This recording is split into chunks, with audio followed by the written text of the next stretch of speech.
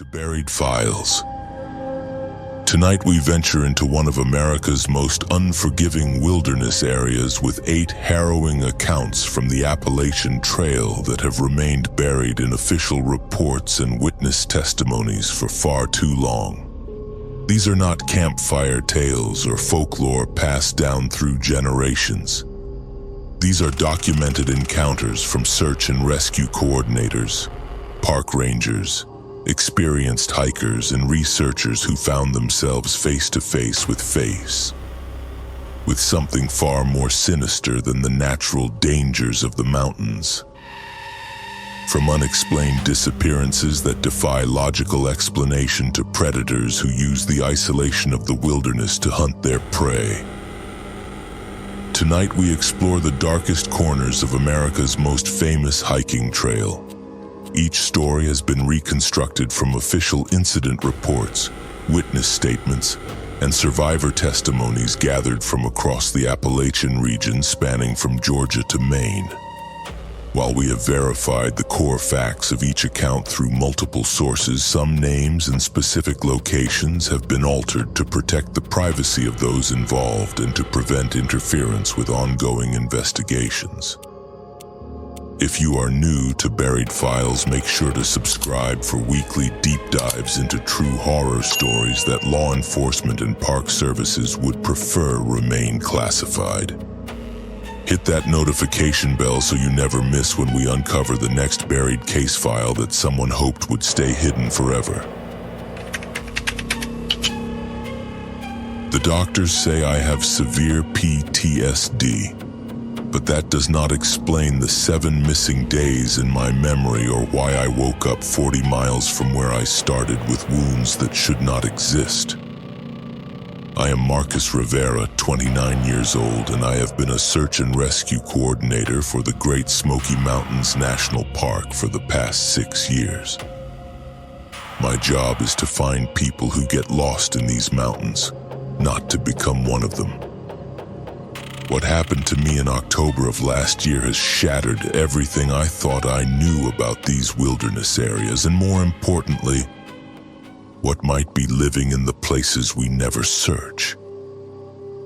I had been coordinating rescue operations for almost a week straight, 3 separate incidents involving lost hikers, all within a 10-mile radius of the Appalachian Trail near Cades Cove. The pattern bothered me because it was unusual for so many people to get disoriented in the same general area, especially experienced hikers who knew the terrain. The last case involved a 34-year-old man named David Chen, who had been hiking alone for 2 days before his family reported him overdue. His abandoned campsite was found with all his gear intact, his tent properly secured, and his food still hanging in a bear bag 15 feet off the ground. No signs of struggle, no blood, no indication of what direction he might have gone. It was like he had simply vanished between setting up camp and morning. That Thursday morning in late October, I decided to conduct my own search in the area where all 3 disappearances had occurred. I packed my standard emergency gear, GPS unit, radio, first aid kit, and enough supplies for 2 days. The weather forecast showed clear skies with temperatures dropping to the low 40s at night, perfect hiking conditions. I left the ranger station at 6:30 in the morning and drove to the Elkmont trailhead, planning to cover a grid pattern that would take me through the last known locations of all 3 missing persons. The first day of searching went exactly as expected. I covered approximately 12 miles of challenging terrain, documented several potential hazards like loose rock formations and unstable creek crossings, and radioed in status reports every 2 hours as required by department protocol. I found nothing unusual except for what appeared to be an old hunting blind about 3 miles off the main trail, constructed from natural materials and camouflaged so well that I almost missed it entirely. The construction was professional, with properly angled supports and weatherproofing that suggested someone had spent considerable time and effort building it. What struck me as odd was its location, deep in an area where hunting had been prohibited for over 20 years. I made camp that evening near Porter's Creek, following all the standard backcountry regulations. I secured my food properly, set up my tent on level ground away from potential rockfall areas, and conducted a final radio check at 8:15 p.m. The dispatcher confirmed clear reception and logged my position coordinates. That was my last memory for 7 days. The next thing I remember with any clarity is waking up on a narrow ridge approximately 40 miles northeast of where I had made camp, lying face down in a pile of wet leaves with my head pounding and my entire body feeling like I had been hit by a truck. My hiking boots were missing. My jacket was torn in multiple places. Most disturbing of all, I was wearing a wool sweater that did not belong to me. Dark green with a cable knit pattern at least 2 sizes too large. The fabric smelled like wood smoke and something else I could not identify. Something organic and unpleasant. When I tried to stand, I discovered that both of my ankles were severely bruised and swollen. My left shoulder had been dislocated and inexpertly reset, leaving my arm nearly useless. I had scratches and cuts covering most of my exposed skin, some fresh and still bleeding. Others partially healed as if they were several days old. The most unsettling discovery was a series of small puncture wounds on my forearms, perfectly round and evenly spaced, like someone had been testing the sharpness of a knife or other pointed instrument. My backpack was missing, along with all my emergency supplies, radio, and GPS unit. I had no way to determine exactly where I was or how to get back to a main trail. The terrain was unfamiliar despite my extensive knowledge of the park boundaries. I was looking at rock formations and tree patterns I had never seen before in 6 years of working these mountains. The vegetation was different too, with species of ferns and mosses that seemed out of place for the elevation and climate zone. I spent the next 6 hours limping through dense forest, following what appeared to be animal trails that occasionally widened into something resembling old logging roads. I was severely dehydrated and increasingly disoriented when I finally heard voices in the distance. A group of day hikers found me stumbling along a creek bed about 2 miles from the Cosby campground, wearing that oversized sweater and a pair of canvas pants that were also not mine. They said I looked like I had been living in the woods for weeks. The paramedics who treated me at the scene documented injuries consistent with prolonged exposure and physical trauma.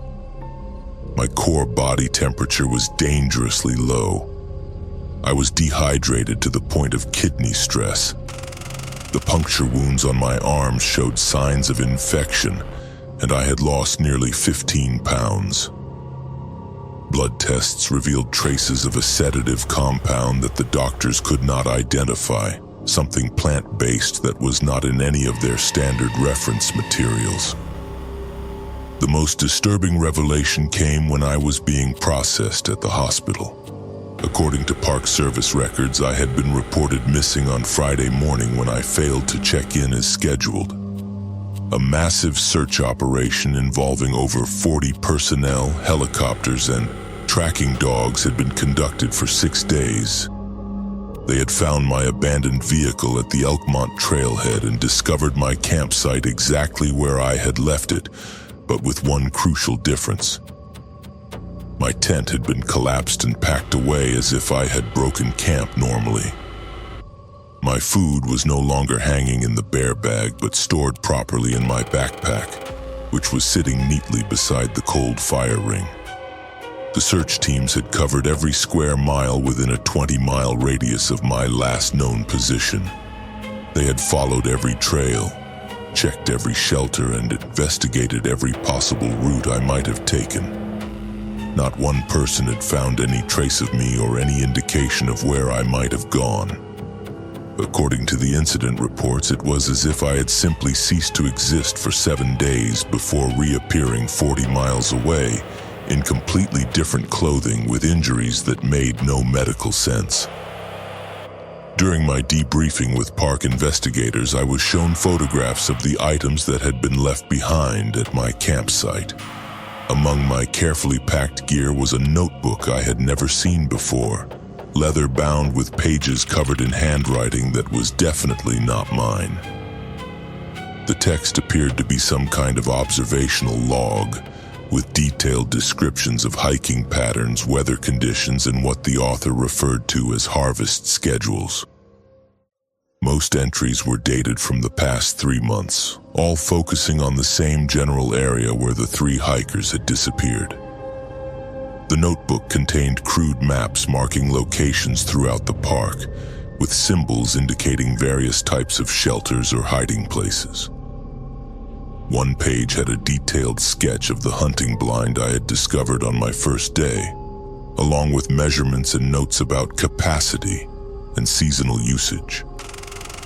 Another page contained a list of names including David Chen and the other 2 missing hikers, with dates and brief descriptions of their physical characteristics and hiking experience levels. The final entry in the notebook was dated the day before I disappeared. It contained a description of my daily search pattern, my radio check schedule, and an eerily accurate prediction of where I would make camp that night.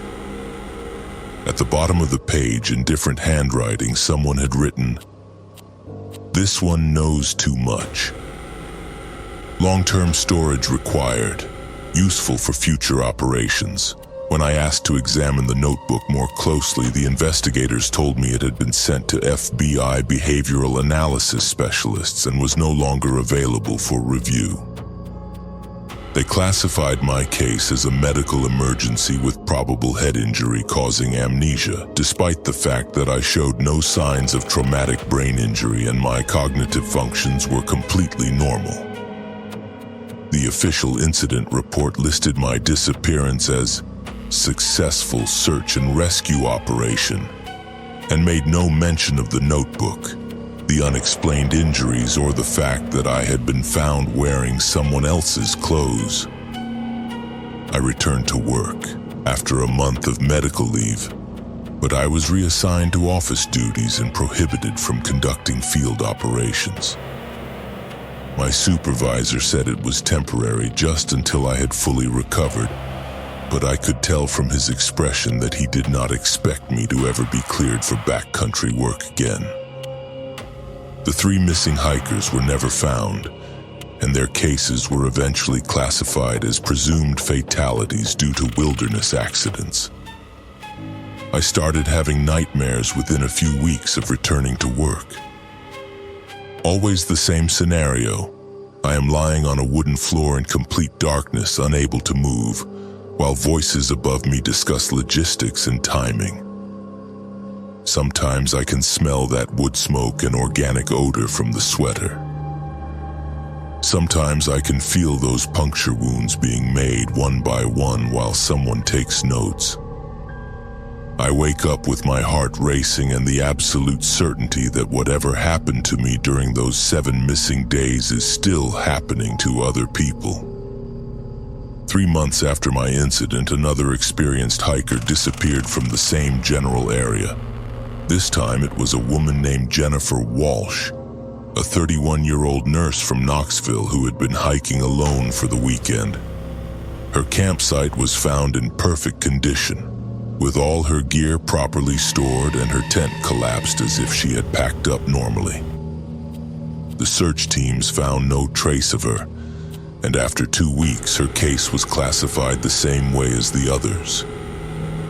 I submitted a formal request to review all missing persons cases in the park from the past 5 years. My request was denied. I was told that such information was not relevant to my current duties. and that my continued focus on these cases was interfering with my ability to perform assigned tasks effectively. 2 weeks later, I was placed on administrative leave pending a psychological evaluation.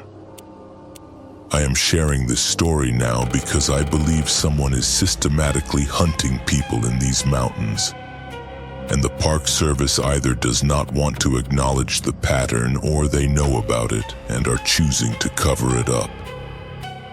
Those 7 missing days haunt me every night, not just because I cannot remember what happened, but because I am terrified I might remember eventually.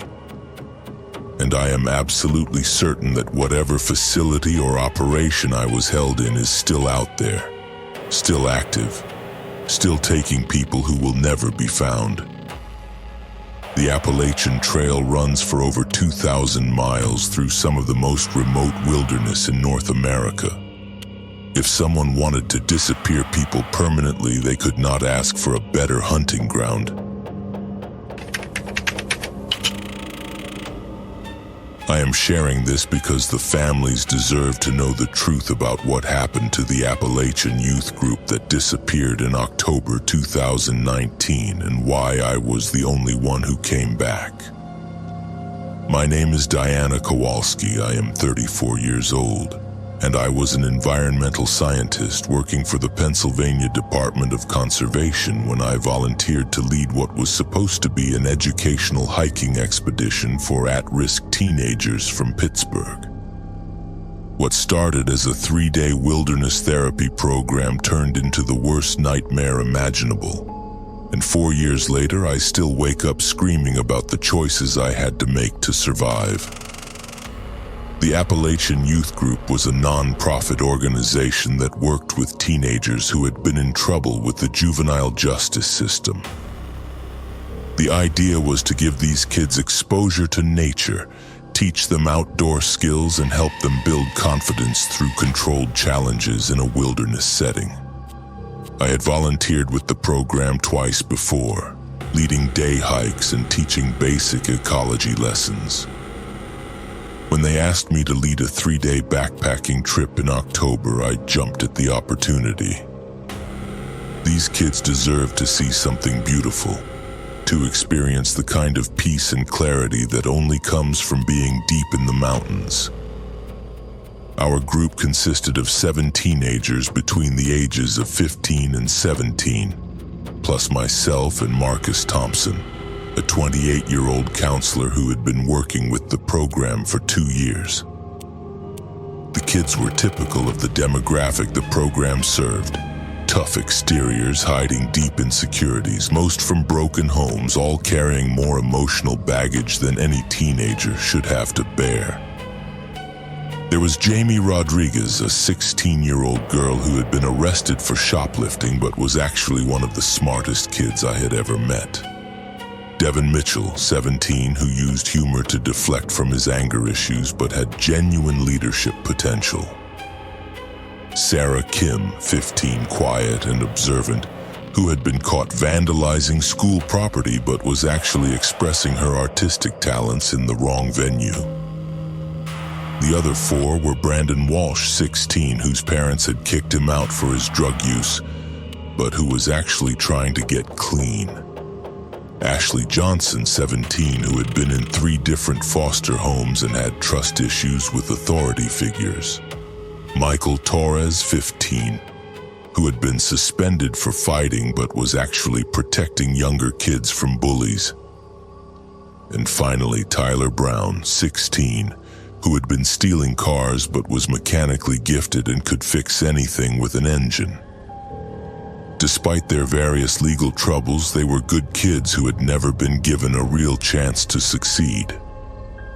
We started our hike on a Friday morning in mid-October from a trailhead in the Monongahela National Forest, planning to follow a well-marked section of the Appalachian Trail south for about 8 miles before setting up base camp in a designated wilderness area.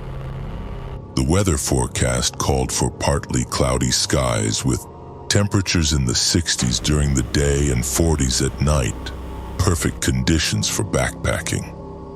The kids were excited but trying not to show it, making jokes about survival shows and asking if we would have to eat bugs if we got lost. The first day went exactly according to plan. We covered the intended distance. The teenagers worked well together, helping each other with heavy packs and difficult terrain, and we made camp in a beautiful meadow surrounded by oak and maple trees in full autumn colors. Marcus had brought his guitar, and we spent the evening around the campfire sharing stories and teaching the kids basic wilderness skills like reading topographic maps and identifying edible plants. Everyone seemed to be having a genuinely good time, and I remember thinking this was exactly why programs like this were so important. The storm hit on Saturday morning without warning.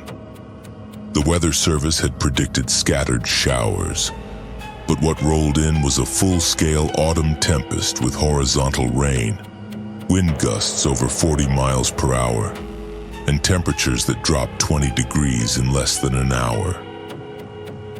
Our campsite, which had been perfectly sheltered the night before, suddenly became completely exposed to the elements. The kids' lightweight tents started collapsing, and it became clear that we needed to find better shelter immediately. Marcus and I made the decision to leave the established trail and head for a valley we could see about 2 miles to the east, where the terrain looked more protected and we might be able to wait out the worst of the storm. It was a reasonable decision based on the information we had, but it was also the moment everything started to go wrong. The valley was not marked on any of our topographic maps, which should have been our first warning sign. The terrain was rougher than it appeared from a distance, and the storm made navigation extremely difficult. By the time we reached the valley floor, we were all soaking wet, exhausted, and borderline hypothermic. The teenagers were scared but trying to stay brave, cracking jokes about being on a survival reality show and asking if there would be immunity challenges. We found what appeared to be an old hunting cabin tucked back in the trees, abandoned but structurally sound enough to provide shelter from the wind and rain. Marcus and I decided to wait out the storm there before attempting to return to the main trail. The cabin was larger than it appeared from the outside, with 2 rooms and a stone fireplace that still drew properly. There were old supplies scattered around, rusted canned goods, moldy sleeping bags, and what appeared to be hunting equipment from decades past. Most disturbing were the personal items we found: hiking boots in various sizes, backpacks with name tags from different decades, and photographs of smiling hikers that had been tacked to the walls like trophies.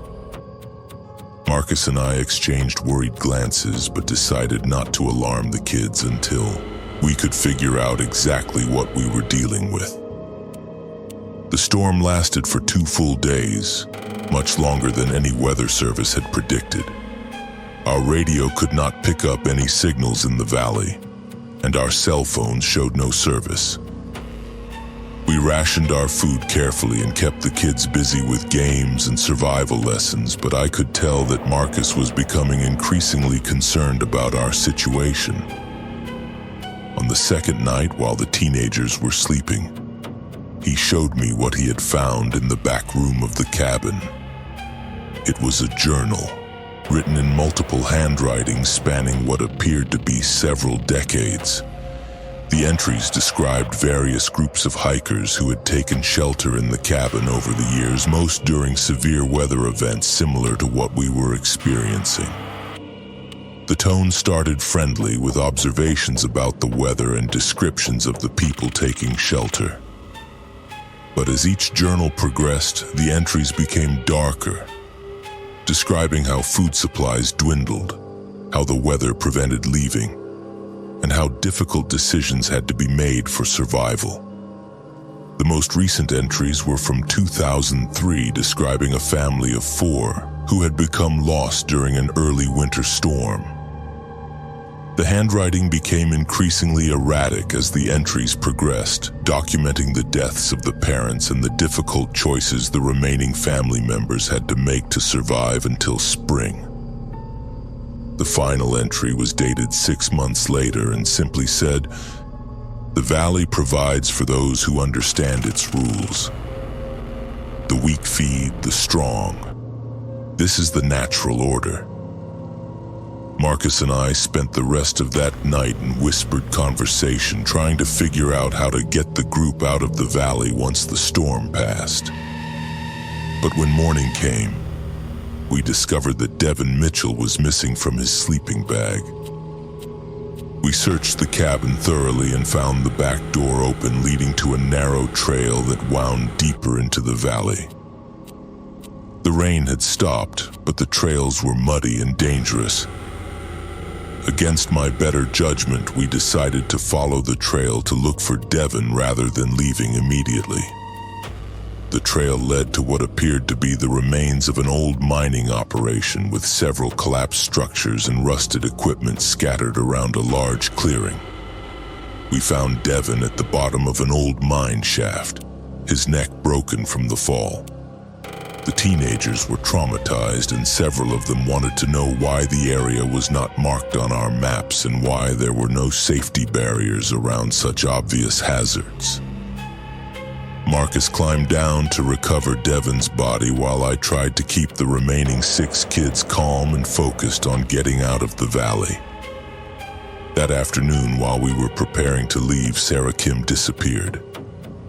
One moment she was helping pack gear, and the next moment she was gone.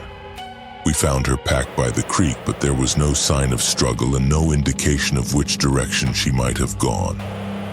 Brandon Walsh volunteered to search the area around the mining structures while the rest of us followed the creek downstream. We never found Brandon either. By the 4th day, our food supplies were nearly exhausted, and I was starting to understand why the journal entries had become so dark. The valley seemed designed to trap people, with steep walls on all sides and no clear exit routes. Every trail we followed either led to dead ends or circled back to the cabin. The teenagers were beginning to panic, and Marcus was showing signs of severe stress. When Ashley Johnson disappeared that night, I realized that something was systematically picking off members of our group. The next morning, Marcus suggested that we needed to start making hard choices about food rationing and survival priorities. He said that some of us were stronger and more likely to survive than others, and that we needed to be realistic about our situation. When I saw the look in his eyes, I knew he had read more of that journal than he had told me. That night, I stayed awake and watched him carefully. Around midnight, I saw him slip something into Tyler Brown's water bottle. I realized then that the journal had not been written by stranded hikers making desperate survival choices. It had been written by someone who was deliberately trapping people in the valley and documenting their systematic elimination. Marcus had been selected by whoever controlled this place, just as others had been selected before him. The valley was not just trapping us accidentally. It was being used as a hunting preserve where human predators could test their skills against groups of victims who could not escape. I killed Marcus Thompson with a rock while he slept, crushing his skull to prevent him from drugging any more of the teenagers. Jamie Rodriguez and Michael Torres were the only kids left alive by then, and I told them we were leaving the valley that morning no matter what it took. We followed the creek upstream until we found a route up the valley wall that was steep but climbable. It took us 6 hours to reach the rim, but we made it out. The official report listed the incident as a tragic hiking accident caused by severe weather and difficult terrain. 5 teenagers and 1 adult counselor died from exposure and falls in unmapped wilderness area. I was praised for saving 2 lives under impossible circumstances. The valley was never investigated, and I was told that the terrain was too dangerous for recovery operations. I quit my job with the state and moved to Oregon, where I work as a freelance environmental consultant. But I still have nightmares about that journal and the realization that there are places in our wilderness areas where human monsters use the isolation to hunt other humans for sport. And sometimes I wonder how many other valleys like that one exist in the remote sections of the Appalachian Trail, waiting for the next group of victims to seek shelter from a storm.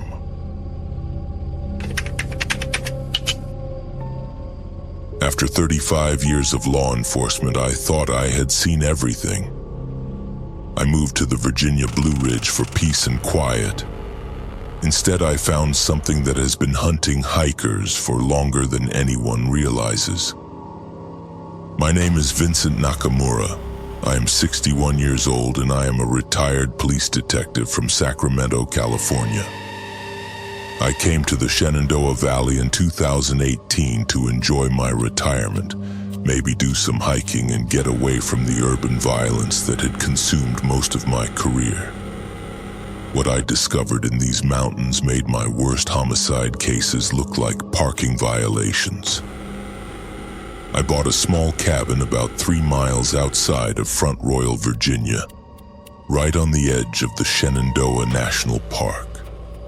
The property had been on the market for 2 years because it was considered too isolated for most buyers, but isolation was exactly what I was looking for.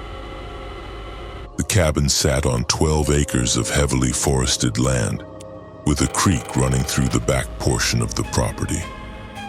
The Appalachian Trail passed within half a mile of my back fence line, and I could hear hikers talking and laughing as they passed by during the busy season. For the first 6 months, retirement was everything I had hoped it would be.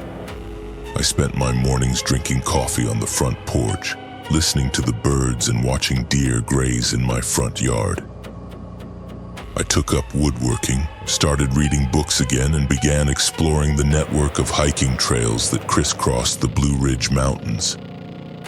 The local community was friendly but respected privacy, and I felt more relaxed than I had in decades. The first sign that something was wrong came in early spring of 2019, when I started noticing patterns in the missing persons reports that were published in the local newspaper. The Front Royal Gazette ran a weekly public safety section that included summaries of police calls and Park Service incidents. Mostly routine stuff like fender benders and noise complaints.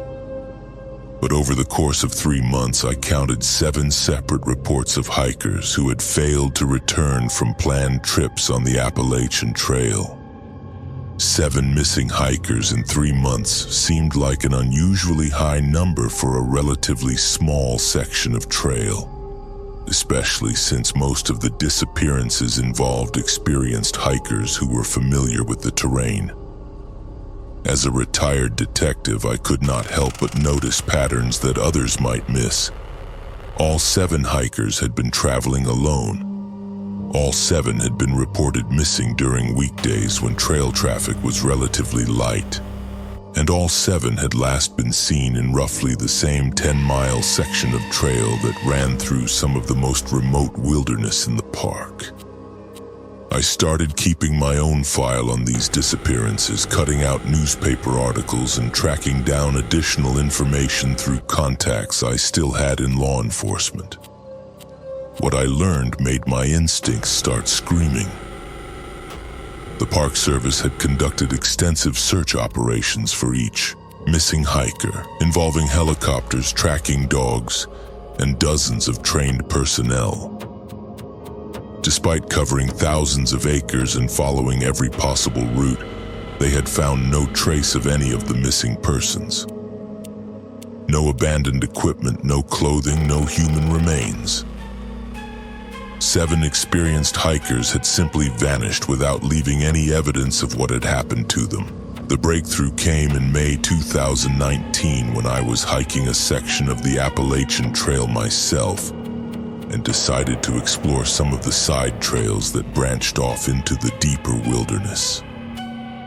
About 4 miles from the main trail, I discovered what appeared to be a hunting camp tucked into a narrow valley that was completely hidden from any established hiking route. The camp consisted of several permanent structures built from natural materials, including a large cabin, what looked like storage buildings, and a series of smaller outbuildings that I could not immediately identify. The construction was professional quality with proper foundations, weatherproofing, and even what appeared to be a solar power system partially concealed under camouflage netting. This was not some temporary hunting camp or wilderness survival shelter. Someone had invested significant time, money, and effort into creating a permanent facility deep in protected wilderness where no development was supposed to exist. I observed the camp from a concealed position for several hours, using binoculars to document the layout and look for signs of current occupation. The place appeared deserted, but something about it felt wrong in a way that triggered every instinct I had developed during 3 decades of police work. The outbuildings were positioned in a defensive pattern with clear sight lines in all directions and multiple escape routes through the surrounding forest. This was the kind of setup you would expect to find in a military compound or a drug operation, not a hunting camp. When I was confident that nobody was around, I moved closer to investigate. The main cabin was unlocked, and what I found inside made my blood run cold. The interior was set up like a command center, with topographical maps covering one entire wall, marked with colored pins and notes written in a tight, precise handwriting. The maps showed the entire Appalachian Trail corridor through Virginia with detailed annotations about hiking patterns, seasonal traffic, and what appeared to be optimal locations for intercepting solitary hikers. One wall contained dozens of photographs, all showing hikers on various sections of the trail.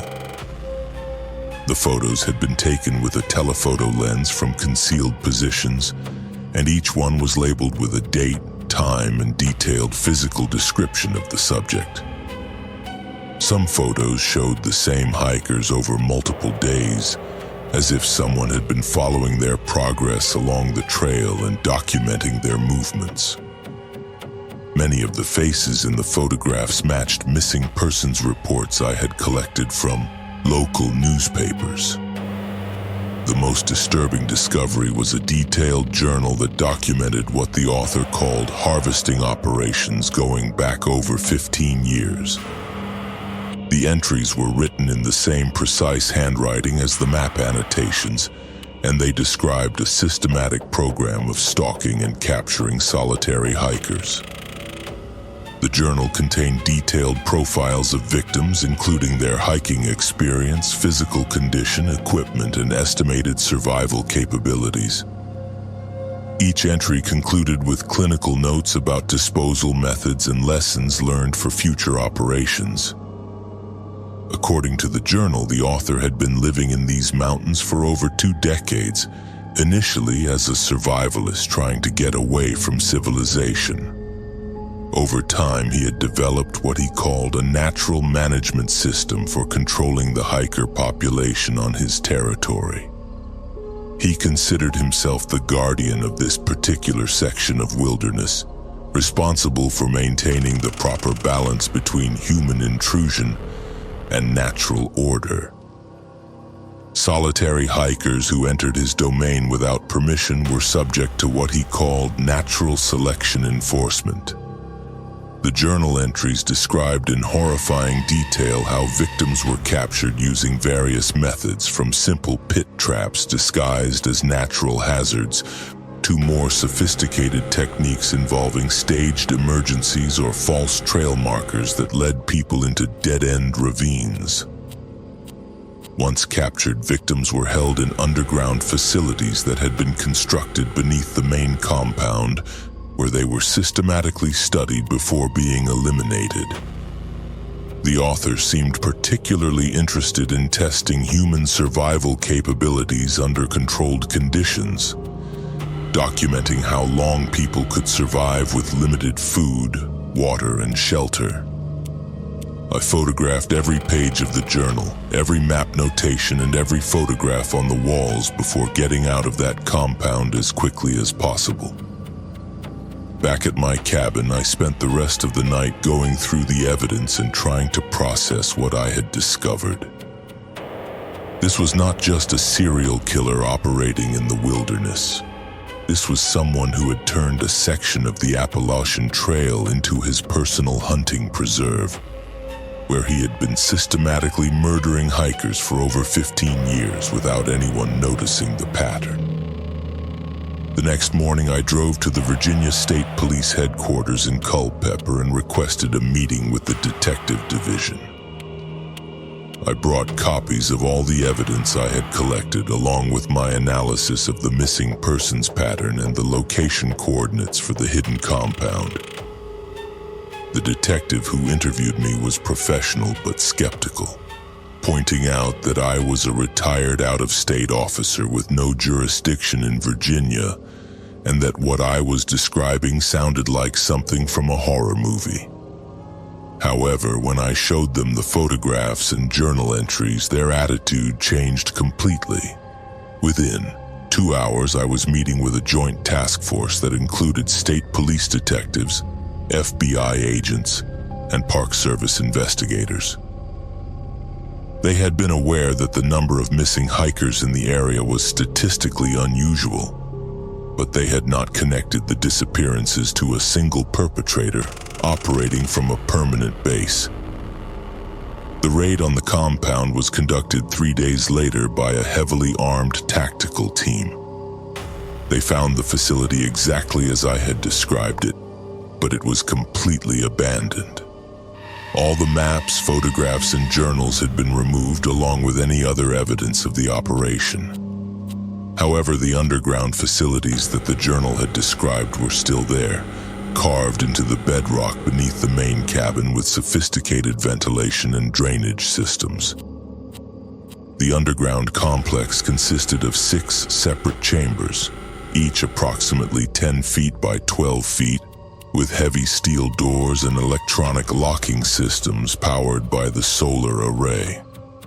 The chambers contained evidence of long-term human habitation, including makeshift beds, waste facilities, and what appeared to be observation equipment. Forensic analysis found DNA evidence from at least 12 different individuals, including several people who matched missing persons reports from the past 5 years. The investigation team also discovered a network of hidden trails and observation posts throughout a 20-square-mile area, all connected by buried communication cables and monitored by concealed cameras. The entire system had been designed to track and intercept hikers over a large section of the Appalachian Trail corridor, creating what amounted to a high-tech hunting preserve where victims could be selected and captured without anyone noticing they were missing until it was too late. Despite the extensive evidence and the recovery of human remains from several locations around the compound, the person responsible for these crimes was never found. The investigation team believed that he had been monitoring law enforcement communications and had abandoned his operation before the raid could be conducted. They also suspected that he had backup facilities in other remote locations, possibly in different states, where he could continue his activities. The compound was dismantled and the underground chambers were sealed, but the case remains officially open. The FBI task force continues to monitor missing persons reports along the entire Appalachian Trail corridor, looking for patterns that might indicate the perpetrator has resumed operations elsewhere. They have also implemented new safety protocols for hikers, including mandatory check-in procedures for anyone planning to hike alone in remote wilderness areas. I still live in my cabin near Front Royal, but I no longer hike alone, and I keep detailed records of all suspicious activity in the area. Sometimes at night when the wind is blowing through the trees and I can hear hikers talking on the distant trail, I wonder if he is still out there somewhere watching and waiting for the right opportunity to resume his harvest operations. The Appalachian Trail stretches for over 2,000 miles through some of the most remote wilderness in America. And there are thousands of places where someone could build another compound without ever being detected. What terrifies me most is the realization that this individual had been operating successfully for over 15 years without anyone noticing the pattern. How many other predators might be using our wilderness areas as hunting grounds, taking advantage of the isolation and the assumption that people who disappear in the mountains have simply fallen victim to natural hazards? The mountains are full of secrets, and some of them are more dangerous than any wild animal. I started my Instagram account to document beautiful places across America. The Appalachian Trail was supposed to be content for my adventure series. I never posted about what I found above the fog line, and I never will. My name is Keisha Washington. I am 26 years old and I was a travel blogger from Atlanta, Georgia, with over 100,000 followers who trusted me to show them the most amazing outdoor destinations in the country. What happened to me in the Tennessee section of the Appalachian Trail last September has convinced me that there are places in our wilderness where the normal rules of reality simply do not apply. I had been building my brand as an adventure travel influencer for 3 years, focusing on solo female hiking and camping content that encouraged other women to get outdoors. My followers loved the combination of stunning photography, practical hiking advice, and honest discussions about the challenges of exploring remote places as a woman traveling alone.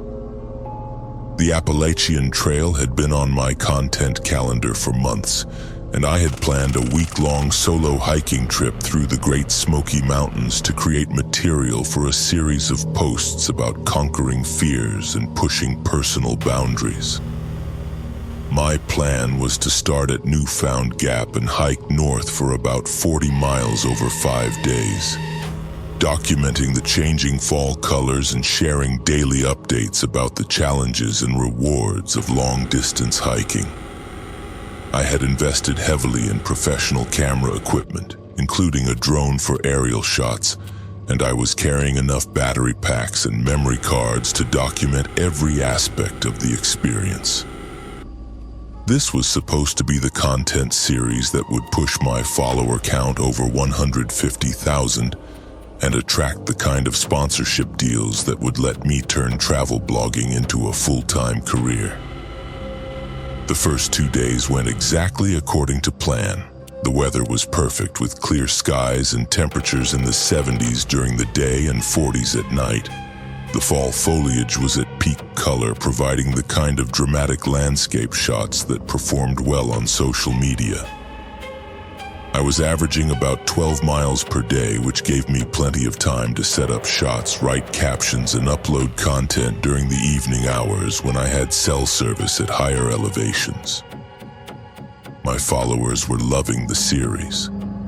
Each post was getting thousands of likes and hundreds of comments from people saying the photos were inspiring them to plan their own hiking adventures. Several outdoor gear companies had reached out about potential partnerships, and I was already planning follow-up trips to other sections of the trail. Everything was going perfectly until the morning of day 3 when I encountered something that completely changed my understanding of what was possible in these mountains.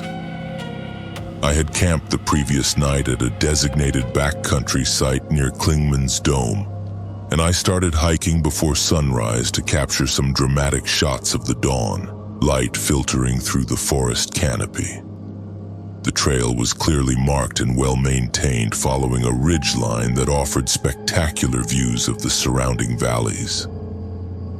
About 2 hours into my hike, as the morning mist started to burn off, I noticed that I was approaching what appeared to be a solid wall of fog that stretched across the entire mountainside.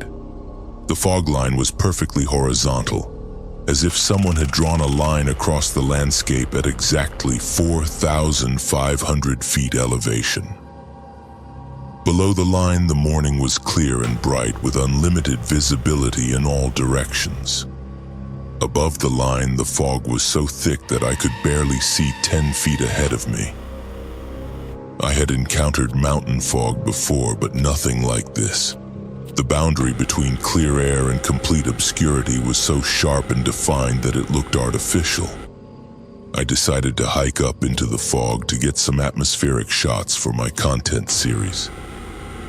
Fog can create incredibly dramatic photography conditions, and I thought my followers would love to see the contrast between the clear views below and the mysterious conditions above.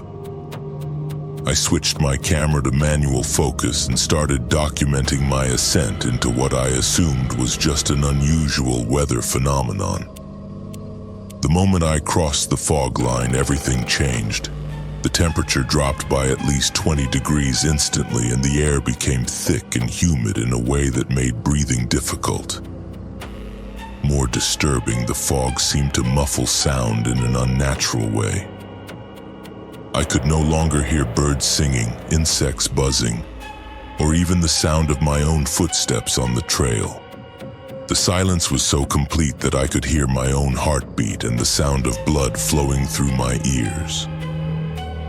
My GPS unit immediately lost signal, which was unusual because I was still on a high ridgeline with clear sky above the fog layer. My phone showed no service, even though I had been getting strong signals just minutes before. Most disturbing of all, my compass started spinning wildly, unable to find magnetic north. I had been hiking for years and had never encountered conditions that could affect multiple navigation instruments simultaneously. I decided to continue hiking for a few more minutes to see if the conditions would improve, but instead they became increasingly strange. The trail, which had been clearly marked and well maintained below the fog line, started to become overgrown and difficult to follow. The white blazes that marked the Appalachian Trail seemed to fade and disappear, replaced by blazes of different colors that I did not recognize. Some were painted in faded red, others in blue or yellow, and they did not seem to follow any logical pattern or direction. After about 20 minutes of hiking in these conditions, I encountered another hiker coming from the opposite direction. This should have been reassuring, but instead it was deeply unsettling. The hiker was an elderly man wearing gear that looked like it was from the 1970s, including a heavy canvas backpack and leather hiking boots that had been out of style for decades. His clothes were clean and in good condition, but the styles were completely wrong for modern hiking gear. When I called out a greeting, he stopped and stared at me with a confused expression, as if he had never seen anyone dressed like me before. He asked me what year it was, which I thought was a strange joke until I realized he was completely serious. When I told him it was 2023, he became visibly upset and said that was impossible, because he had only been hiking for 2 days since leaving his car at the trailhead in 1978. He insisted that it was still October 1978 and that I was mistaken about the current date. I tried to show him my phone as proof of the current date, but he acted like he had never seen a smartphone before. He examined it carefully, turning it over in his hands and asking me how the screen could display moving pictures without being connected to a television. When I tried to explain digital technology, he looked at me like I was speaking a foreign language. The conversation became increasingly surreal until he finally said he needed to continue hiking to meet his hiking partner, who was waiting for him at a shelter that should have been reached hours ago. After he disappeared back into the fog, I tried to process what had just happened. Either I had encountered someone with severe mental health issues who was living some kind of elaborate fantasy, or something was seriously wrong with the conditions above the fog line. I decided to turn around and return to the clear area below, but when I tried to retrace my steps, I could not find the trail I had used to ascend into the fog. I spent the next several hours wandering through the fog, trying to find a way back down to the clear area below. Every direction I tried seemed to lead me deeper into the mountains, and the trails I followed kept branching and changing in ways that made no logical sense. I encountered 2 more hikers during this time, both of whom claimed to be from different decades and both of whom seemed genuinely confused about the current date and modern technology. One was a young woman who insisted it was 1985 and who was wearing bright neon hiking gear that looked like it had just come from the store. She was carrying a Walkman and kept asking me why my music player did not have a tape deck. The other was a middle-aged man who claimed it was 1992 and who became extremely agitated when I could not explain why I did not recognize the brand names on his equipment, all of which had apparently been discontinued decades ago. The most disturbing part of these encounters was that all 3 hikers seemed to be experiencing time normally from their own perspective. They claimed to have been hiking for only a few hours or days, and they showed no signs of having been lost in the wilderness for decades. Their gear was clean, their food supplies were fresh, and they appeared to be in good physical condition. It was as if time was moving differently for each person above the fog line, with everyone trapped in their own temporal bubble while experiencing the same physical space. By late afternoon, I was becoming seriously concerned about my ability to find my way back to the main trail.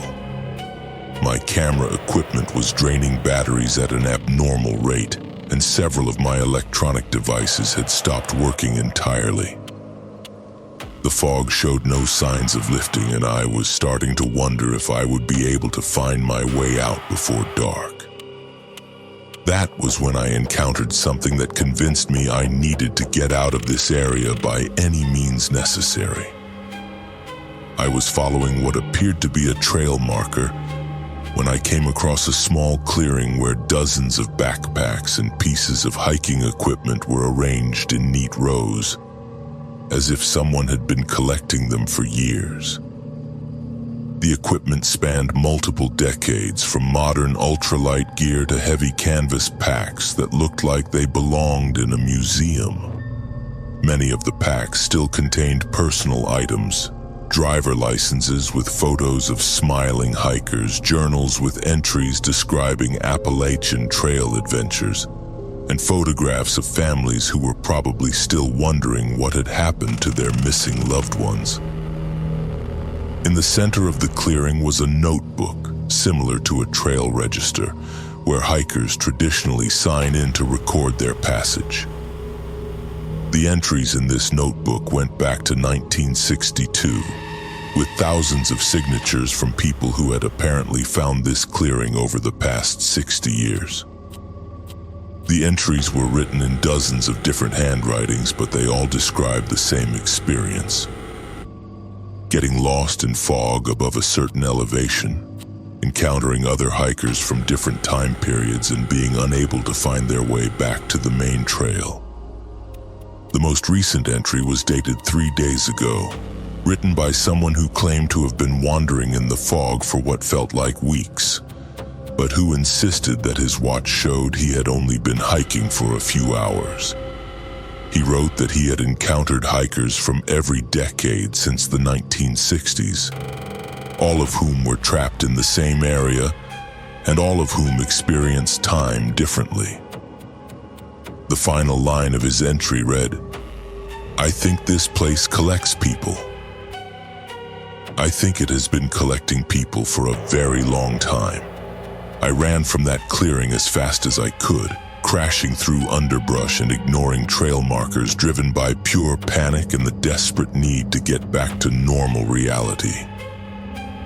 I have no idea how long I ran or which direction I went, but eventually I broke through the fog line and found myself back in the clear area below.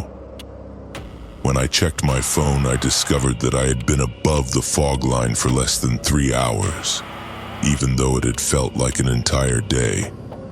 I hiked directly back to the nearest trailhead and drove straight home to Atlanta, abandoning my planned content series and never posting any of the footage I had captured above the fog line. When I reviewed the photos and videos later, most of the files were corrupted beyond recovery, showing only static or distorted images that made no sense. The few clear images I had managed to capture showed landscapes and trail markers that do not appear on any official Appalachian trail maps. I never returned to that section of the trail, and I have never told anyone the full story of what happened above the fog line. But sometimes I search online for missing persons reports from the Appalachian Trail, and I recognize faces from driver licenses I saw in that clearing. People who disappeared decades ago and who their families probably assume died from exposure or falls, but who might still be wandering above the fog line, trapped in their own personal time loops and wondering why they cannot find their way home. There are places in our wilderness areas where the normal rules of physics and time do not seem to apply, and the Appalachian Trail passes through some of those places. If you ever encounter a perfectly horizontal fog line that seems to cut across an entire mountainside, do not cross it. Some boundaries are not meant to be explored, and some mysteries are too dangerous to solve. I test survival equipment for a living, so when the blizzard hit in March, I was not worried. I knew about the old CCC shelter. What I did not know was that someone else was already living there and they were not planning to share. My name is Tyler Brennan. I am 31 years old and I work as an outdoor gear tester for Wilderness Tech Solutions based out of Denver, Colorado. My job requires me to push equipment to its limits in some of the harshest conditions nature can offer. From desert heat to Arctic cold. I have spent nights in temperatures that would kill most people, testing gear that saves lives in emergency situations. Last March, I was conducting a week-long evaluation of new winter survival equipment in the Allegheny Mountains of Pennsylvania. The assignment was to test a new line of emergency shelters and cold weather gear by spending several nights in abandoned civilian conservation corps shelters that dot the remote sections of the Appalachian Trail. These stone structures were built during the Great Depression by work crews who carved them into hillsides and constructed them to last for generations. Most hikers avoid them now because they are associated with ghost stories and urban legends, but they provide perfect conditions for testing how modern gear performs in primitive shelters. The weather forecast called for a moderate winter storm, exactly the kind of conditions I needed to properly evaluate the equipment. I plan to spend 3 nights in different CCC shelters documenting how the gear performed in temperatures ranging from 20 to -10 degrees Fahrenheit. The shelter I targeted for the second night was located about 8 miles off the main trail, accessible only by an unmarked path that required GPS navigation to find. The blizzard hit 6 hours ahead of schedule and with an intensity that made the forecast look like a joke. What was supposed to be 4 to 6 inches of snow turned into 18 inches with wind gusts over 50 miles per hour. By mid-afternoon, I was hiking through conditions that would have been dangerous even with a full rescue team on standby. Visibility dropped to less than 10 feet, and the temperature plummeted from 20 degrees to -5 in less than 2 hours. I reached the 300 shelter just as the storm reached its peak intensity, and I was relieved to find the heavy wooden door partially open. I pushed inside and immediately felt the temperature difference. The shelter was constructed from fitted fieldstone with a peaked roof that had been designed to shed snow and channel wind around the structure rather than through it. The interior was a single room about 12 feet by 16 feet, with stone benches built into the walls and a small fireplace in the corner that still had a functional chimney. What struck me immediately was that someone had been using the shelter recently. There was a neat stack of seasoned firewood by the entrance, far more than any casual hiker would have carried in. A thick wool blanket was folded on one of the stone benches, along with a metal cup and a wooden bowl that looked hand-carved. Most telling were the fresh ashes in the fireplace and the faint smell of wood smoke that indicated a fire had been burning within the past few hours. I called out to announce my presence, but received no response except the echo of my own voice off the stone walls. Assuming the occupant was out checking trap lines or gathering wood, I settled my gear on the opposite side of the shelter and began setting up my testing equipment. I started a small fire using some of the available wood, figuring I could replace it or compensate the owner when they returned. The shelter warmed quickly, and I spent the evening documenting how my gear performed in the controlled environment. The new sleeping bag maintained core body temperature effectively, and the emergency shelter components worked exactly as designed. I was pleased with the test results and looked forward to completing the evaluation over the next 2 days. Around midnight, I was awakened by the sound of heavy footsteps crunching through the snow outside. I grabbed my headlamp and cautiously opened the door, shining the beam into the storm. A figure emerged from the swirling snow, a man of medium height wearing multiple layers of wool clothing and carrying what appeared to be several dead rabbits slung over his shoulder. His face was mostly hidden by a thick beard and a knit cap pulled low over his eyes. He introduced himself simply as Eli and explained that this shelter had been his home for the past 3 winters. He was polite but wary, making it clear that he was not accustomed to sharing his space with strangers.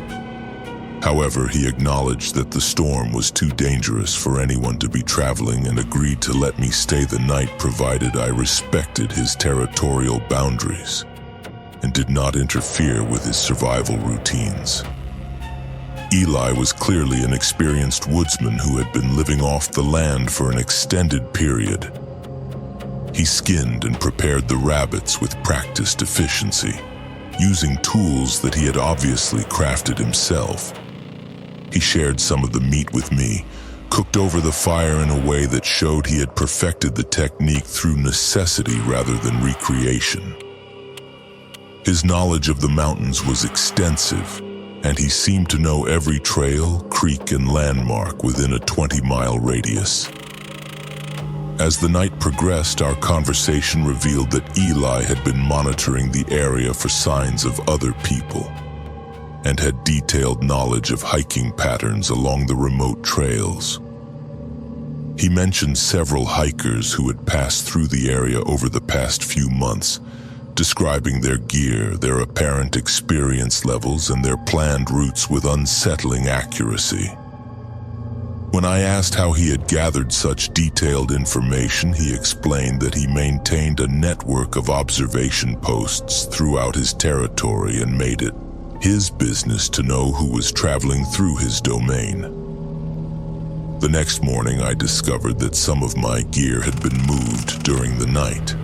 My water bottles had been partially drained and my backup knife was missing from my pack. When I confronted Eli about this, he admitted to taking the knife but claimed it was a necessary precaution. He said he had learned to be suspicious of anyone who carried weapons in his territory, because armed strangers usually meant trouble for someone living as he did. The storm continued through the second day with no sign of letting up. Eli became increasingly agitated as the hours passed, frequently checking the door and windows as if expecting something dangerous to appear. He told me that severe weather often drove desperate people to do desperate things, and that isolated shelters like this one attracted individuals who were fleeing from law enforcement or other dangerous situations.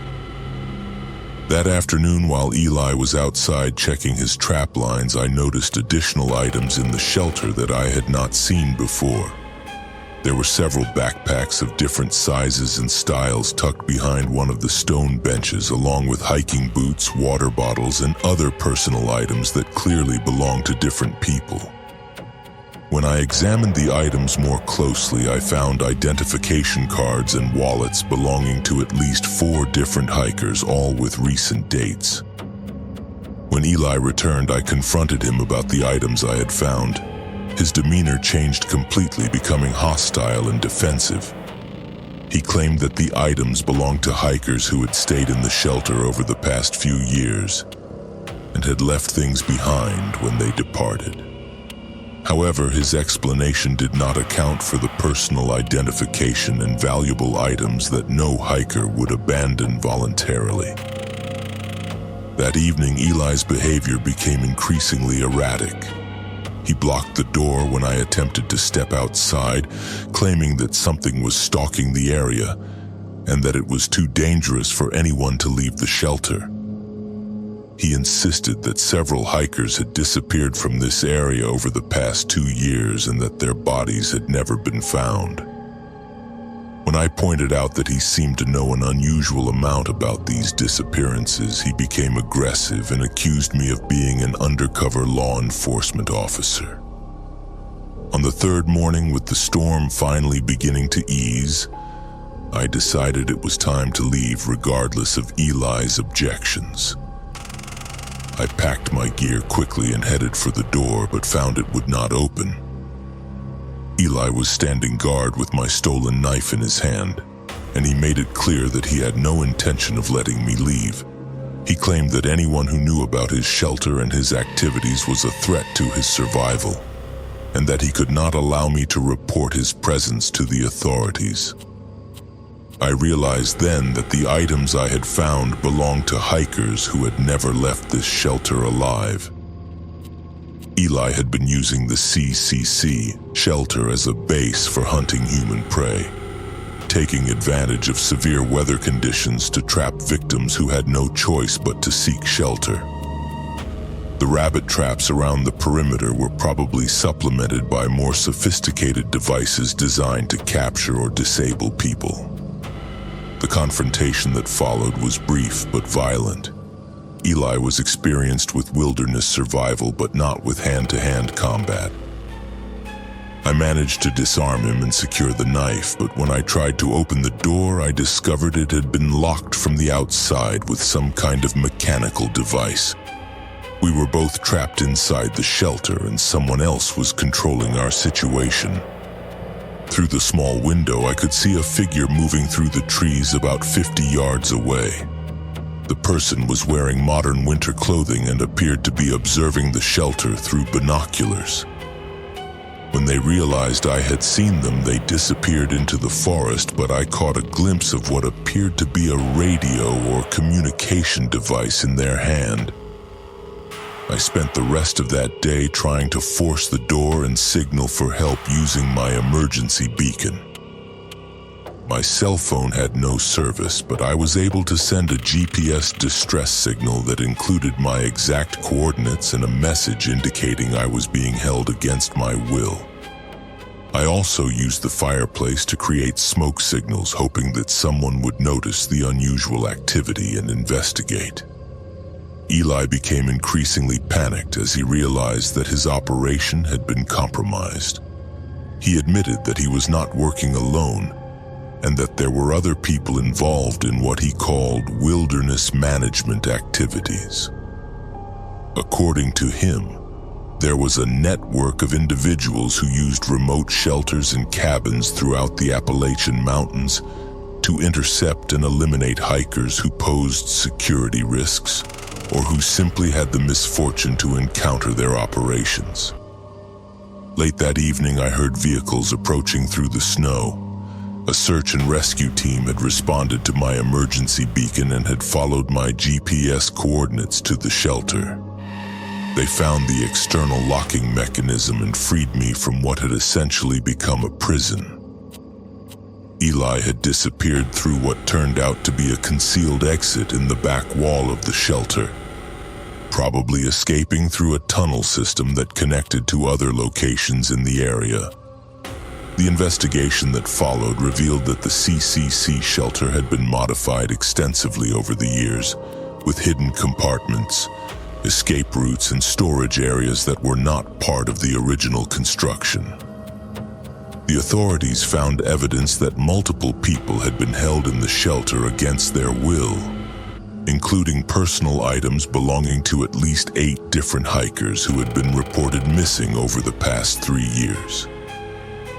The case remains under investigation by a joint task force that includes state police, the FBI, and Park Service law enforcement. They believe that there is an organized network operating throughout the remote areas of the Appalachian Trail, using isolated shelters and cabins to prey on solo hikers and small groups who would not be missed for days or weeks. The network appears to have been active for several years and may be responsible for dozens of disappearances that were previously attributed to natural causes or accidents. I returned to my job testing survival equipment, but I no longer work alone in remote areas, and I avoid any location that does not have reliable communication with the outside world. The experience taught me that the greatest dangers in wilderness areas are not always natural hazards like weather, terrain, or wild animals. Sometimes the most dangerous predators are the ones who have learned to use our wilderness areas as hunting grounds where they can operate without interference from law enforcement or witnesses. The Appalachian Trail passes through thousands of square miles of remote wilderness where a person could disappear without a trace. If you are planning to hike alone in isolated areas, make sure someone knows exactly where you will be and when you plan to return. And if you encounter any abandoned shelters or structures that show signs of recent modification or unusual activity, do not investigate alone. Some mysteries in the wilderness are too dangerous to solve without backup. I came to the Appalachians to study how sound travels through mountain valleys. My grant was to research natural acoustics. Instead, I discovered that some sounds in these mountains are not natural at all. My name is Dr. Amara Okafor. I am 38 years old, and I am an acoustic researcher specializing in environmental soundscapes at the University of Texas at Austin. I received a National Science Foundation grant to conduct a comprehensive study of acoustic phenomena in mountainous terrain, specifically focusing on how complex topography affects sound transmission and creates unique audio environments. The location I selected for my research was a remote valley in the Allegheny Mountains of Pennsylvania, approximately 15 miles from the nearest marked trail. The valley was perfect for my study because it was completely enclosed by steep ridgelines that created natural amphitheater conditions, allowing me to document how sound waves bounced between different elevations and how various geological features influenced acoustic properties. I established a field research station in the valley bottom, complete with sensitive recording equipment, computer analysis systems, and a network of remote microphones positioned throughout the area. For the first 4 months, my research progressed exactly according to plan. I documented the natural soundscape of the valley throughout different seasons, recording everything from birdsong at dawn to the subtle sounds of nocturnal animals moving through the underbrush. I conducted controlled experiments using calibrated speakers placed at various elevations, measuring how sound intensity decreased with distance and how different frequencies were absorbed or reflected by the surrounding terrain. The data I was collecting was exactly what I needed to complete my doctoral thesis and potentially secure additional research funding. The first anomaly appeared in late October, buried in a routine overnight recording session. While reviewing audio files from the previous night, I detected a low-frequency hum that lasted for approximately 47 minutes, beginning just after midnight and ending abruptly at 12:47 a.m. The frequency was consistent at 28 Hz, well below the range of most natural environmental sounds, and it seemed to emanate from multiple locations simultaneously, rather than having a single point source. Initially, I assumed the sound was some form of mechanical noise, possibly from mining equipment or industrial activity in a neighboring valley. However, when I consulted topographical maps and contacted local authorities, I discovered that there were no active mining operations within 50 miles of my research site, and no industrial facilities that could generate the type of sustained low-frequency sound I had recorded. Over the next several weeks, the anomalous recordings became more frequent and more complex. In addition to the low-frequency hum, I began picking up what sounded like rhythmic tapping patterns, electronic interference that resembled digital communication signals, and most disturbing of all, what appeared to be human voices speaking in fragments of different languages.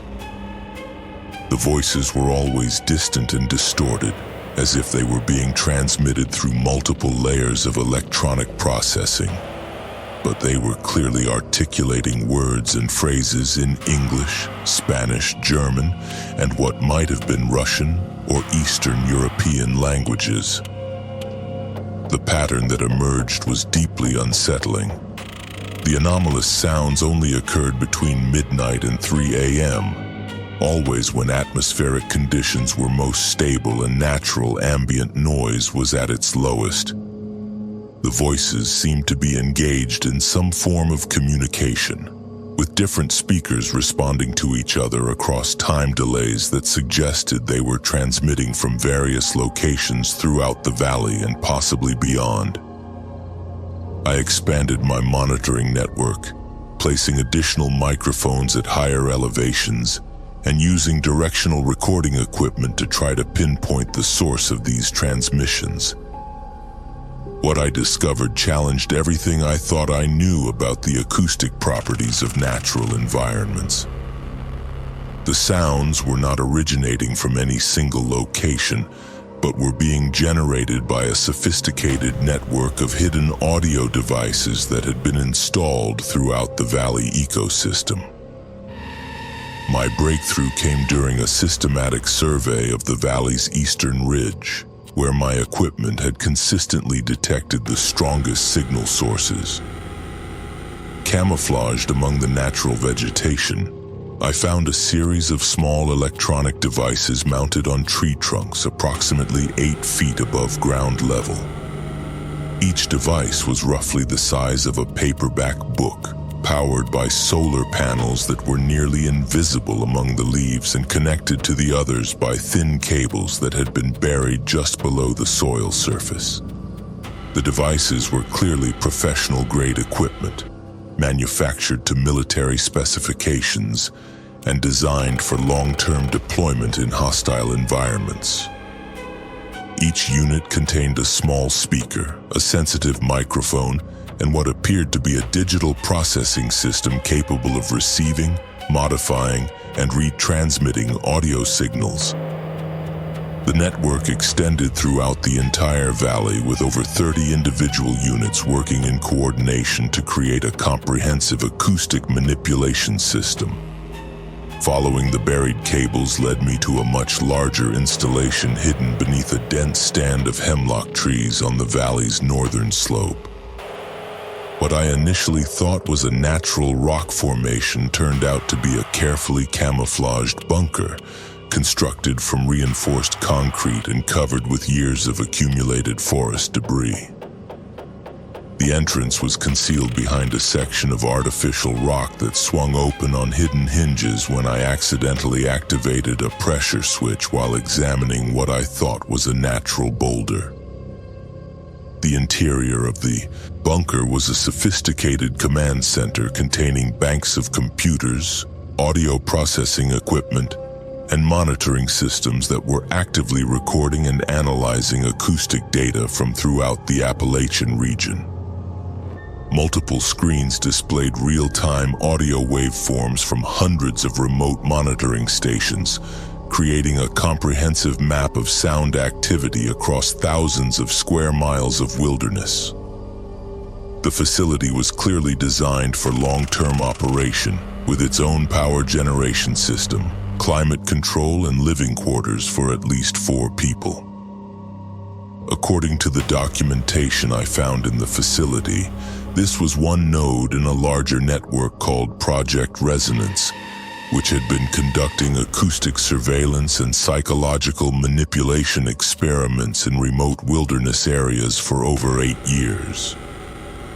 The project appeared to be testing the effectiveness of infrasound, subsonic frequencies, and artificially generated audio phenomena in inducing disorientation, paranoia, and other psychological responses in human subjects who encountered the modified soundscapes. The target subjects were primarily solo hikers, hunters, and researchers who spent extended periods alone in remote areas where their psychological responses could be monitored without interference from other people. The project was documenting how various types of acoustic manipulation affected decision-making, spatial orientation, and emotional stability. Some experiments involved playing back recorded voices in foreign languages to induce paranoia about foreign surveillance. Others used subsonic frequencies that could cause feelings of unease or terror without the subject being consciously aware of any unusual sounds. Most disturbing were the psychological profiles of individual subjects who had been monitored over multiple visits to affected areas. The files contained detailed behavioral assessments of hundreds of people, including hikers who had reported strange experiences, paranormal encounters, or unexplained feelings of being watched while camping in supposedly isolated wilderness areas.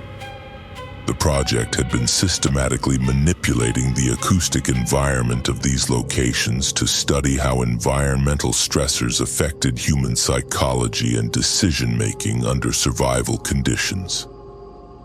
My own research had unknowingly made me a subject in their experiments. The facility contained a complete file on my activities, including copies of my grant application, photographs of my campsite taken from concealed cameras, and detailed analysis of my behavioral patterns over the 4 months I had been working in the valley. They had been using my presence to test how a trained scientist would respond to increasingly obvious anomalies in what should have been a natural environment. The psychological effects began almost immediately after I discovered the facility. Even though I understood intellectually that the sounds I had been hearing were artificially generated, I started experiencing severe anxiety, insomnia, and auditory hallucinations. I would hear whispered conversations in my tent at night, electronic beeping sounds when no equipment was active, and the distinctive low-frequency hum even when I was away from the valley. The manipulation had been more effective than I realized, conditioning my nervous system to respond to acoustic triggers that continued to affect me even after I understood their artificial nature. When I attempted to document my findings and report the illegal surveillance operation to appropriate authorities, I encountered a series of bureaucratic obstacles that suggested the project had official protection at some level of government. My university supervisors advised me to abandon my research and relocate to a different field site, citing unspecified security concerns. My equipment began malfunctioning in ways that appeared to be deliberate sabotage rather than natural failures.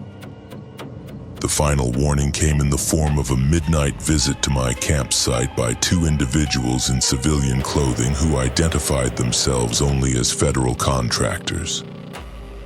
They informed me that my continued presence in the area was compromising an ongoing national security operation, and that I would be held legally responsible for any disruption of authorized research activities. They provided me with a non-disclosure agreement that prohibited me from discussing my discoveries and offered a substantial financial settlement in exchange for my silence. I signed the agreement and left Pennsylvania the following morning, but the experience fundamentally changed my understanding of how our wilderness areas are being used by government agencies and private contractors. The acoustic manipulation techniques I discovered represent a sophisticated form of psychological warfare that is being tested on unsuspecting civilians who venture into remote areas where they expect to find only natural phenomena. Since leaving the valley, I have relocated to the Pacific Northwest, where I work as a freelance acoustic consultant for environmental organizations. However, I continue to monitor reports of strange acoustic phenomena in wilderness areas, and I have identified similar patterns of unexplained sounds in remote locations throughout the western United States. The network of acoustic manipulation facilities appears to be much larger than the single installation I discovered in Pennsylvania. The most disturbing aspect of this experience is the realization that our most remote and supposedly pristine wilderness areas may be thoroughly monitored and manipulated by technologies we never see or suspect.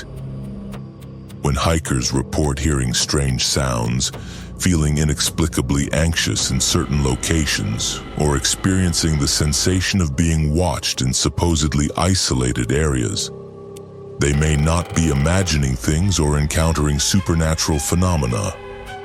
They may be unwitting subjects in psychological experiments designed to test the limits of human perception and mental stability. If you spend time hiking in remote wilderness areas, pay attention to sounds that seem out of place or create emotional responses that are not proportional to the actual stimulus.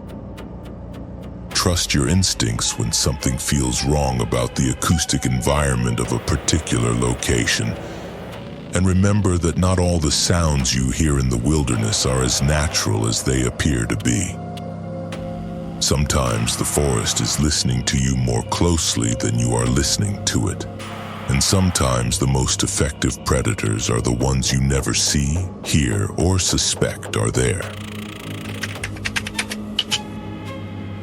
My grandfather guided hunters in these Kentucky mountains for 50 years.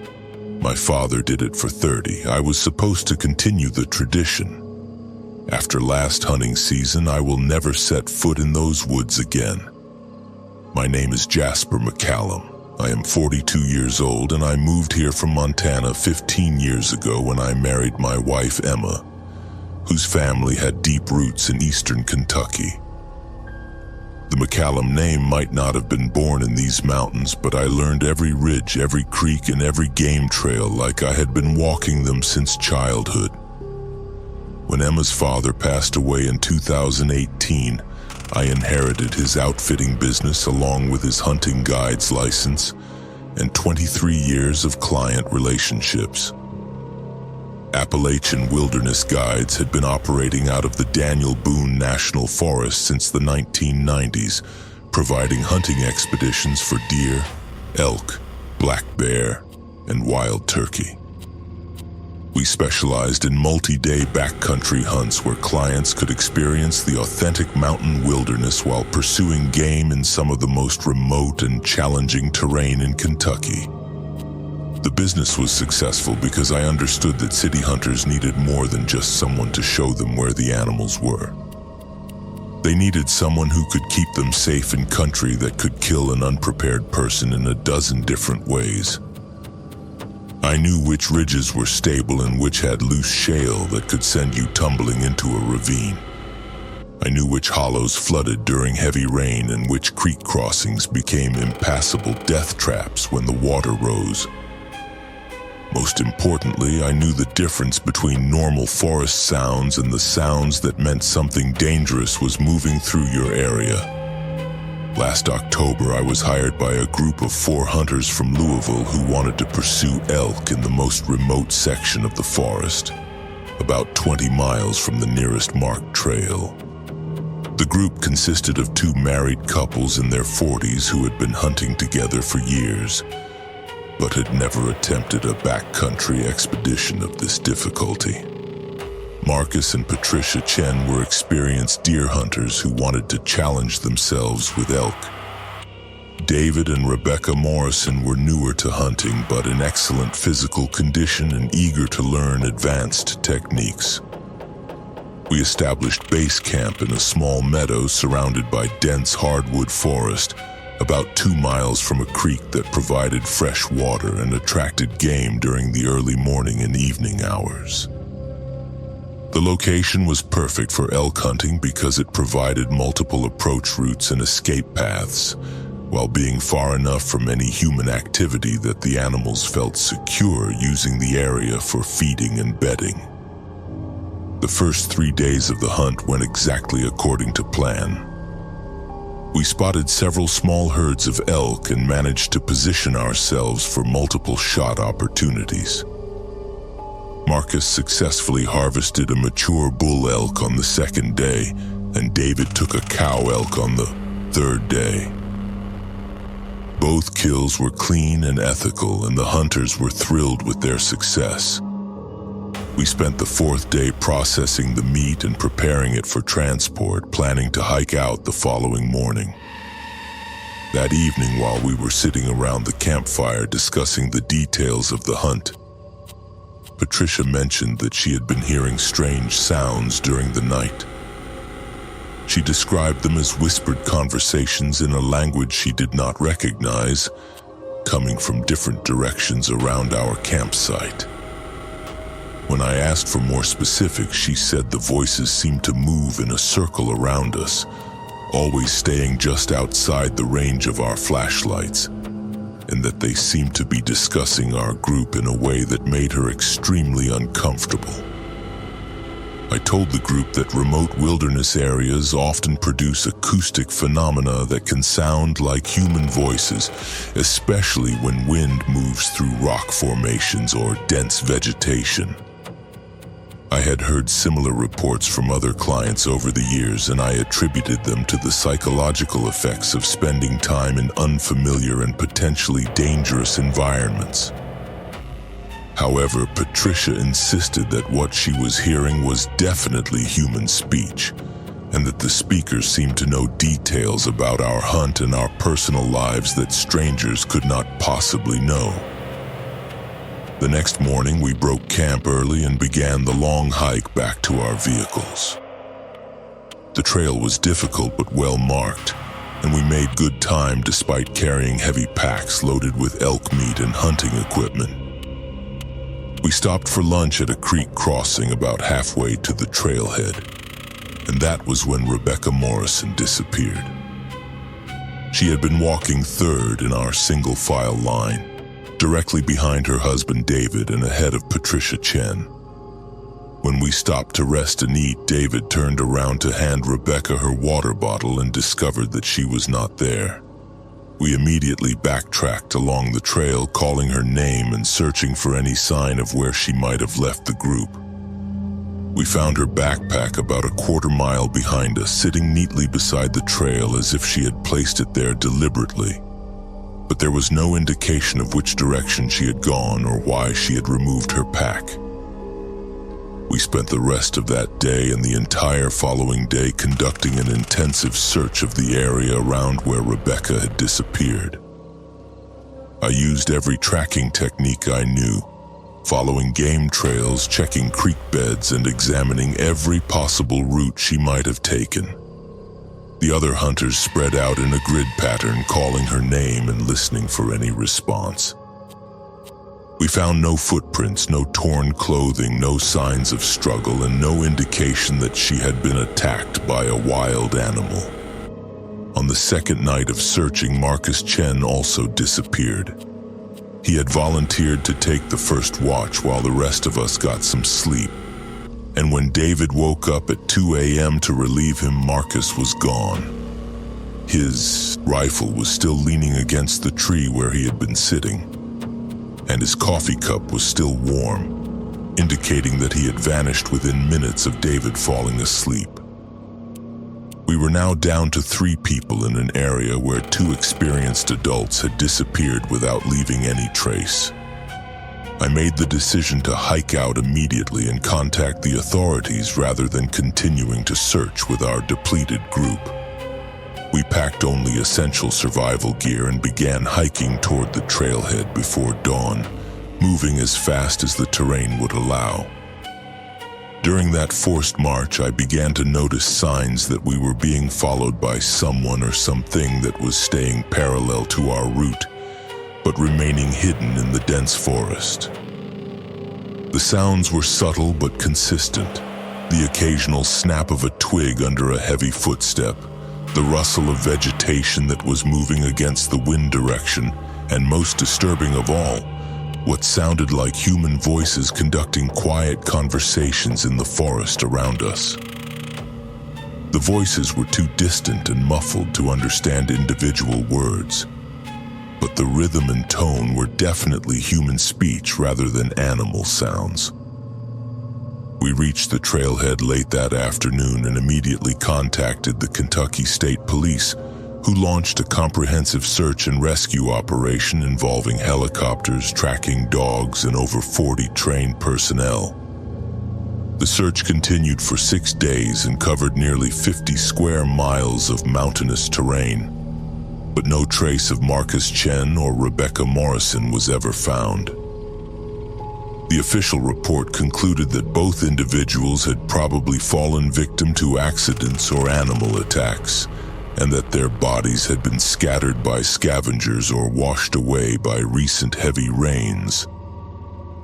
However, 3 weeks after the official search was called off, I returned to the area alone to conduct my own investigation.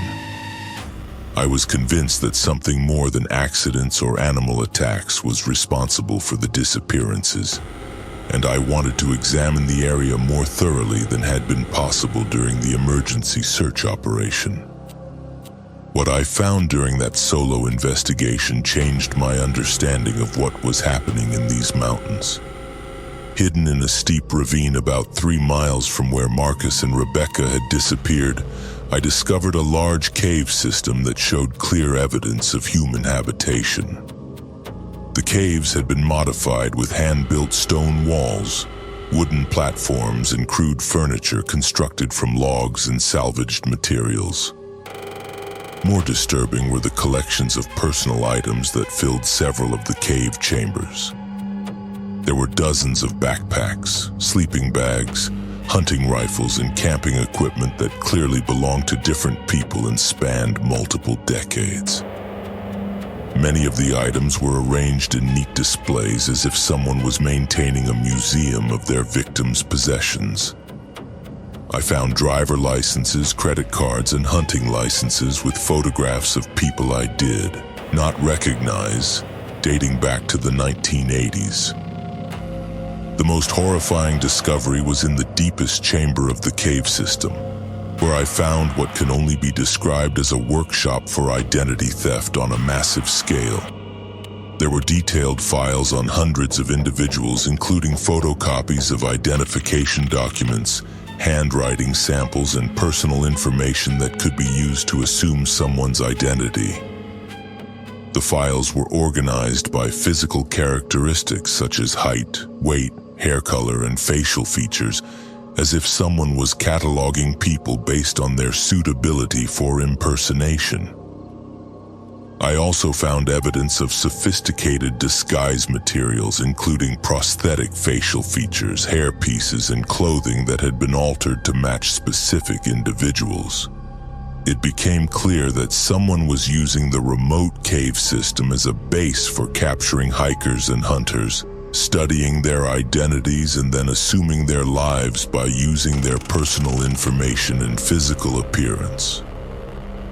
When I examined the files more closely, I found detailed information about Marcus Chen and Rebecca Morrison, including photographs that had been taken during our hunting trip without our knowledge. The files contained their home addresses, employment information, family details, and financial records that could only have been obtained through extensive surveillance and research. I photographed everything I could and left the cave system as quickly as possible, knowing that whoever was responsible for these disappearances would probably return soon. When I reported my findings to the state police, they initially treated me as a person of interest in the disappearances, suspecting that I might be involved in some kind of elaborate insurance fraud scheme. It took weeks of investigation and corroboration before they accepted that I had uncovered evidence of a much larger criminal operation. The subsequent investigation revealed that the cave system had been used as a base for identity theft and murder for over 20 years. The individual responsible was a former military intelligence specialist named William Garrett, who had been presumed dead since 2001 but had actually been living in the mountains and perfecting techniques for stealing identities from people who would not be missed for several days or weeks. Garrett had been systematically targeting solo hikers, small hunting groups, and researchers who worked in remote areas, capturing them and using sophisticated interrogation techniques to extract personal information before eliminating them. He would then use their identities to access bank accounts, sell property, and create false documentation that allowed him to assume multiple identities as needed. The arrest and trial of William Garrett made national news as one of the most extensive identity theft and serial murder cases in Kentucky history. Evidence found in the cave system linked him to over 30 disappearances spanning 2 decades, including several cases that had been classified as accidental deaths or animal attacks.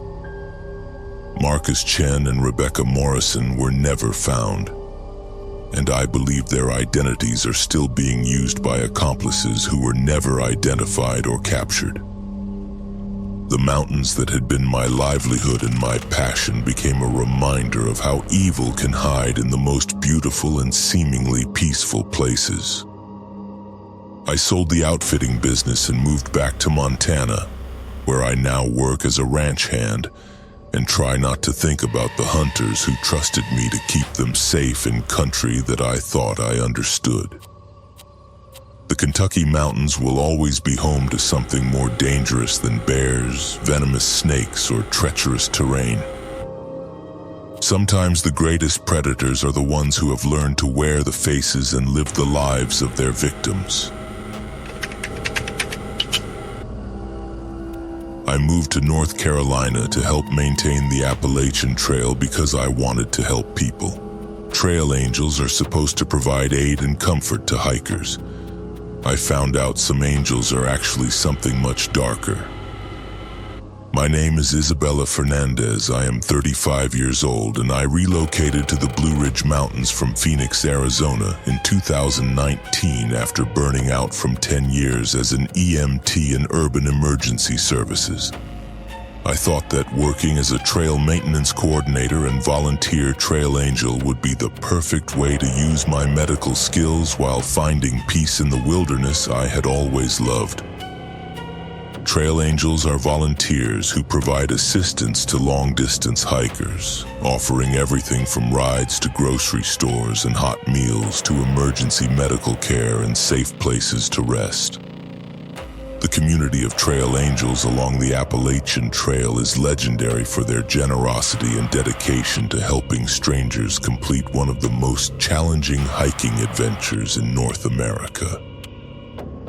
When I moved to North Carolina, I was eager to become part of this tradition of selfless service.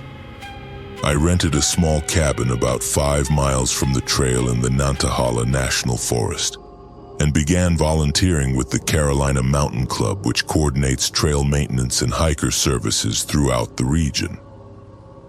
My EMT background made me particularly valuable for providing medical assistance to hikers who were dealing with everything from blisters and dehydration to more serious injuries like broken bones or severe allergic reactions. For the first year, the work was exactly what I had hoped it would be. I spent my days clearing fallen trees from trail sections, repairing damaged bridges and shelters, and maintaining the network of emergency supply caches that provided life-saving resources for hikers in distress. Several times each month, I would receive calls from other trail angels or park rangers requesting medical assistance for hikers who needed more care than basic first aid could provide. The hiking community was everything I had expected it to be: supportive, grateful, and filled with people who had chosen to challenge themselves in the wilderness rather than pursuing material success in urban environments. I felt like I was finally using my skills to make a meaningful difference in people's lives, and I was happier than I had been in years. The first sign that something was wrong came in early spring of 2020, when I started receiving requests for assistance that seemed slightly off compared to my previous experiences. Instead of calls from park rangers or established trail angels, I was being contacted by people who claimed to represent informal hiker assistance networks that I had never heard of before. The requests always involved solo hikers who were supposedly in distress at remote locations well off the main trail. The people making the requests would provide detailed information about the hiker's condition and exact GPS coordinates, but they would insist that I come alone because the hiker was in a